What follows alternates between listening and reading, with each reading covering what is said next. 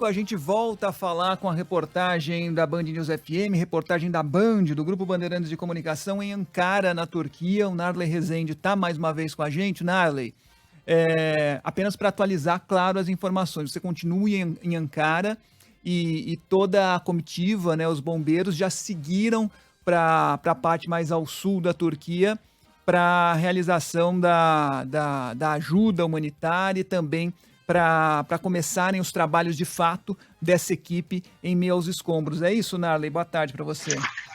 É isso, Fábio, boa tarde para você, Débora, boa tarde a todo mundo que acompanha a Band News FM. Eu estou nesse momento, Fábio, aqui dentro de uma loja comprando um chip de celular local, inclusive peguei uma carona agora com uma viatura da polícia. Eu estava numa região mais afastada do centro de Ankara, aqui na capital da Turquia, onde a equipe da Band permanece, enquanto a outra parte da equipe, do repórter Rodrigo Hidalgo e também o Dario Costenaro, seguem em direção à região leste, que é uma das mais afetadas. Eles estão sem contato, então a gente decidiu se dividir, justamente porque o avião brasileiro não pôde pousar lá nessa região, na cidade de Adana, que era o destino inicial.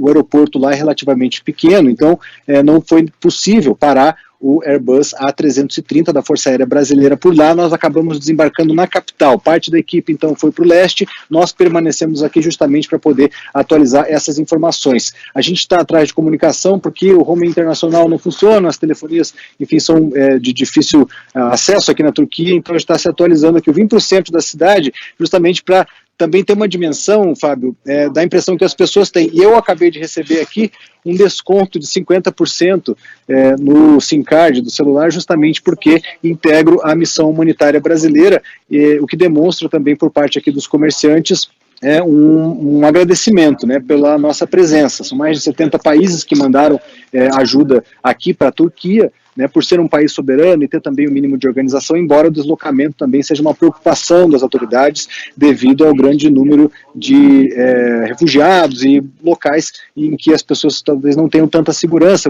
A Turquia é um país muito parecido com o Brasil, tá, de renda média, inclusive, com alguns bolsões de pobreza, um centro bastante movimentado. Hoje é feriado aqui na Turquia e, por acaso, encontrei essa loja aberta. A gente tem tentado conversar com as pessoas em inglês, embora muitos aqui não falem inglês, não tanto quanto pelo menos em países da Europa, por exemplo, em que é mais comum as pessoas falarem inglês, né? Nessa região, ainda mais do que no leste, para onde está indo a equipe da Band, a parte mais afetada e mais pobre da Turquia, onde há muitos refugiados, né?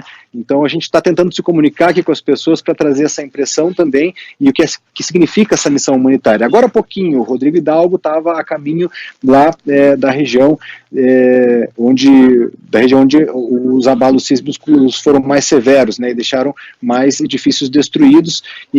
Mas por enquanto, o último contato que eu tive com ele há 30 minutos era de que eles ainda não haviam embarcado. A missão fez todo o transbordo da carga das 6 toneladas de equipamentos que o Brasil trouxe aqui para a Turquia para 2 aviões Hércules C-130 da Força Aérea Turca. Essa operação toda foi feita ao longo do final da madrugada e ao longo de toda a manhã, e aí a equipe foi junto com os brasileiros, os 48 integrantes do Corpo de Bombeiros, também 2 médicos, integrantes da Defesa Civil, que estão indo para fazer as missões de resgate. Essas pessoas estão empenhadas em encontrar sobreviventes, Fábio. Importante destacar que, tecnicamente, os integrantes dessa equipe, que são especialistas no assunto, disseram que tem sim ainda possibilidade de encontrar pessoas vivas entre os milhares de desaparecidos desde a última segunda-feira, dia do terremoto de 7,8 graus na escala Richter. Fábio, a gente está aqui no centro. Eu vou encontrar então daqui a pouquinho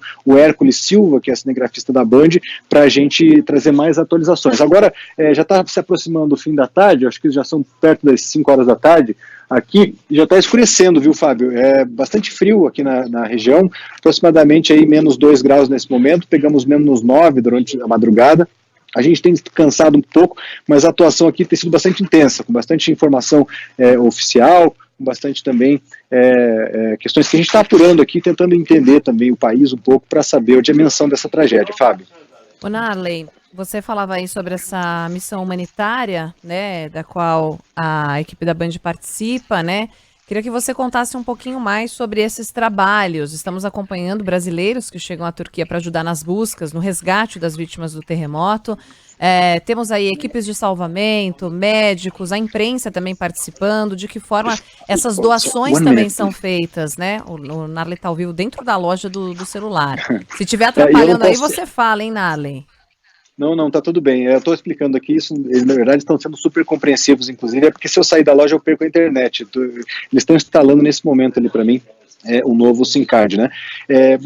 Débora, com relação aos serviços, essa equipe, ela foi montada e organizada, todo o material trazido para cá, ele é destinado a resgate e salvamento. Não tem outro objetivo da equipe brasileira, da missão humanitária brasileira aqui na Turquia, que não encontrar pessoas vivas e também mortas, eventualmente, para também devolver a dignidade às famílias, como reproduzo aqui as palavras dos próprios socorristas, palavras que eu ouvi, Sargento Leonardo, dos 6 de Minas Gerais, são bastante famosos, especialistas em resgate, que nos acompanharam aqui nessa missão, né? Eles disseram isso, que é possível sim, não só encontrar pessoas vivas, mas também encontrar os corpos e devolver a dignidade às famílias. Esse é o objetivo da missão brasileira. Caso haja foco da missão, tem que ser montada uma outra equipe, um outro objetivo, tá? Porque muda a logística, mudam os especialistas, a equipe brasileira está aqui para salvar pessoas. Essa é a missão do Brasil. Muitos outros tipos de ajuda humanitária estão sendo enviados, e o Brasil, inclusive, em entrevista que consegui com um integrante do governo federal, do Ministério das Relações Exteriores, infelizmente, desculpa, me fugiu o nome dele aqui, mas daqui a pouco a gente traz no ar, mas eu conversei com ele e ele me garantiu que o governo brasileiro já vai enviar ajuda humanitária em forma de medicamentos, alimentos, insumos hospitalares para a Síria, um país também severamente atingido por esses terremotos, 2 grandes terremotos e depois mais de 70 abalos sísmicos, em especial na região oeste do país, né, no entorno de Alepo, cidade que vive conflito, que é ocupada, que tem rebeldes em volta, tem conflitos constantes. O Brasil não pôde, assim como vários outros países, ainda enviar equipes para lá, por causa da segurança. A segurança é uma questão importante, pode parecer a dimensão da operação, se a gente entendesse a complexidade que é mandar uma equipe como essa para uma região como aquela, é mais fácil de entender porque é que o Brasil e outros países ainda não enviaram. A Rússia, que tem acesso mais fácil ao governo oficial da Síria, enviou 7.000 homens para a região de Alepo, embora a região em volta, e aí as equipes brasileiras disseram que pelo número de edificações, pela concentração de pessoas, pelos refugiados internos, gente que estava nas grandes cidades, acabou se deslocando para o interior e fez grandes concentrações de pessoas, o número de vítimas, segundo esses especialistas, os brasileiros que nos acompanharam, pode ser muito maior na Síria devido a essas condições. Débora. É isso, a dificuldade na Síria para a contabilização dos mortos, infelizmente, é muito grande para a atualização dos dados, porque o terremoto ali atingiu justamente uma região em que o Estado praticamente não está presente, né? Controlado pelos rebeldes, uma região controlada pelos rebeldes.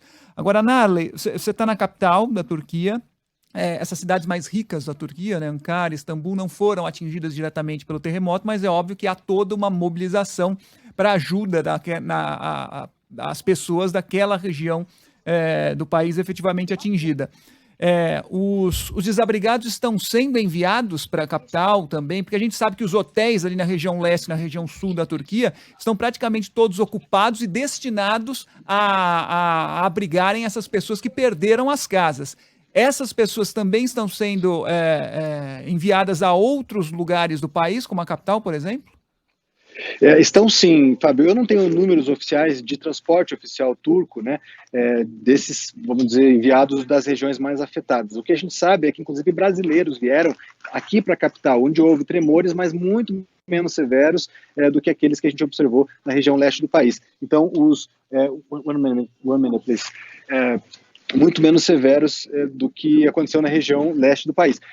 Esses brasileiros, inclusive, Fábio, podem pedir, já entraram em contato com o Ministério das Relações Exteriores para saber da possibilidade de pegar uma carona com aviões com o avião A330 da Força Aérea Brasileira amanhã em destino ao Brasil. Essa informação ainda não é oficial porque as pessoas precisavam saber onde está o avião, que horas volta, quais são as condições. O avião tem mais de 200 lugares, né? A gente veio, contando com os jornalistas, a tripulação e toda a missão humanitária, em 56 pessoas. Então tem muito lugar, caso haja necessidade. A gente já, inclusive, na Band News FM, a Band News FM entrevistou uma brasileira que veio para Ankara justamente por aqui se tratar de um lugar mais seguro, né? Primeiro que os edifícios são já construídos pensando em eventuais abalos sísmicos, segundo que não é uma região tão próxima das fendas, né, onde há possibilidade maior de terremotos. Os refugiados se concentram nessas regiões, Fábio, justamente na parte mais pobre do país e mais perto do país, da Síria, no caso, que está em guerra civil. Então, o que a gente encontra lá no oeste, a situação de calamidade, com milhares de pessoas mortas e desaparecidos, é uma região mais pobre, com edificações não construídas para terremoto, entre outras várias condições que, enfim, criam, né, as condições para uma tragédia como essa também, que inclusive tem sido motivo de revolta aqui na Turquia com relação ao governo, pela demora na resposta, né? Como a gente disse, a Turquia é um país relativamente semelhante ao Brasil, em termos de infraestrutura, e houve uma demora de mais de 24 horas para que o governo entrasse em ação. Eu, vindo para cá, acompanhando a movimentação do voo da Força Aérea Brasileira, nesses aplicativos que monitoram voos pelo país, observei que na segunda-feira, o primeiro voo de avião militar turco que se movimentou foi no fim da tarde. Então, assim, a Turquia, as próprias forças armadas da Turquia não se movimentaram com a sua infraestrutura, com o maquinário, com as aeronaves, enfim, num período inferior a 24 horas, né? E isso foi constatado pela imprensa local e houve, inclusive, por parte do presidente Recep Erdogan, ele admitiu que houve esse atraso, tem medo de uma resposta política severa com relação a isso, embora ele seja presidente desde 2014 e antes disso tenha sido também primeiro-ministro, né? Foi prefeito de Istambul até 1998, então ele tem uma condição relativamente confortável, só que uma tragédia dessa dimensão pode mudar o apoio que ele tem no parlamento, pode mudar o apoio da população, e isso mesmo que seja, aí vamos dizer, não dá para dizer que é um autocrata, mas vamos dizer alguém que está no poder há muito tempo, pode ser também ter custos políticos para a presidência da Turquia, Fábio. Obrigado, Narley, pelas Narley, a informações. gente vai te liberar, porque mais um 1 minute que você falar aí, eu já tô ficando angustiada, tá me dando agonia, porque o Narley... Gente, vida de repórter não é fácil, não é nada fácil. Parabéns pelo trabalho, o Narley, que entrou nessa loja de equipamentos eletrônicos, de celular, foi comprar o chip dele para funcionar, para conseguir um sinal de internet. E aí ele tá fazendo a entrada. E o vendedor lá, o atendente, acho que tá querendo conversar com o Narley, fechar a conta. Falou, poxa, esse repórter tá aqui. Vai te expulsar daqui a pouco. Então, Narley, vai lá, cuide-se. E qualquer novidade, assim que você tiver sinal de internet, a gente volta a se falar. Bom trabalho pra você. Ele já me deu desconto no chip, deve estar arrependido agora. Mas então, eu vou agradecer ele aqui. Vai lá, aproveita enquanto tem o mais. desconto. Até. Não é fácil, gente. Vida de repórter, ainda mais nessas coberturas, né, Fábio França? Olha... Parabéns aqui para o Narley e para toda a equipe da Band que está empenhada nessa missão.